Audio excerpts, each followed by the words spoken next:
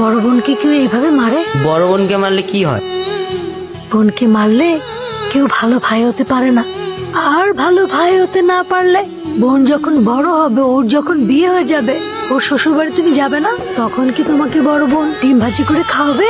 বুবু শোন না। কি হলো রে? গ্লাসটা কে ভাঙলো? না না মা, কিছু হয়নি, আমার হাতের লেগে গ্লাসটা পড়ে গিয়েছে।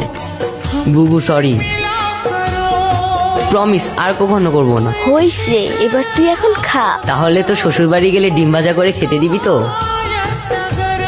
ভাবি, ভাবি দেখো কে আসছে। জান্নাত, কেডা এটা? আমার ভাই। তোমার বোন সারাদিন কতবার তোমার নাম নেয়, তুমি জানো না? মান্নাত এইটা করতো, মান্নাত ওইটা করতো, মান্নাত এমন, মান্নাত তেমন, কত কথা যে কয়। তুমি আসছো ভাই, আমি অনেক খুশি হয়েছি।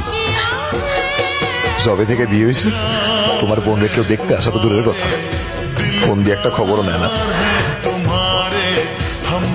তুমি আসছো ভাই, আমি অনেক খুশি হয়েছি। এই জান্নাত, তোমার ভাই আসছে, বাজারেও একটা নিয়ে আসো। আজকে তুমি নিজের হাতে তোমার ভাইয়ের যত পছন্দের খাবার আছে সব রান্না করে খাওয়াইবা, তাড়াতাড়ি নিয়ে আসো। না,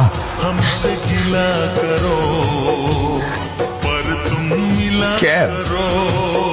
ও বুঝছি, তুমি মনে হয় আমার কথায় কষ্ট পাইছো। আমি আসলে কিছু চিন্তা করে তোমার কিছু বলি নাই ভাই, মনে কোনো কষ্ট রেখো না। মা বলতো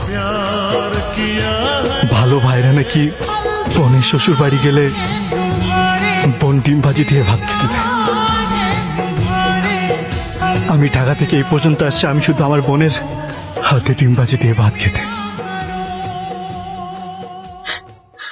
কি বাবু, তুই তোর ভাইকে ডিম ভাজা দিয়ে ভাত দিবি না?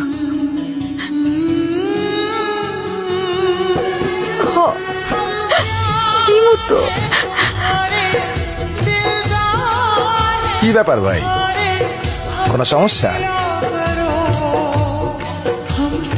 হঠাৎ খাবার বন্ধ করে দিলা? তোমার বোন কি ডিমে লবণ বেশি দিছে? না দুলা ভাই, মাকে গিয়ে যতক্ষণ নেই ডিমের স্বাদের কথা বলছি, ততক্ষণ মনকে শান্ত করতে পারছি না। ডিম মজা হয়েছে। মুরগিটার মনে হয় ডায়াবেটিক ছিল, ডিমটা কেমন মিষ্টি মিষ্টি লাগে। বিখ্যাত ডিমবাজি তো, এই জন্যই বুঝি। হায় আল্লাহ, আমি মনে হয় ডিমের মধ্যে ভুল করে লবণের পরিবর্তে চিনি দিয়ে ফেলছি। বস, সেই সাপ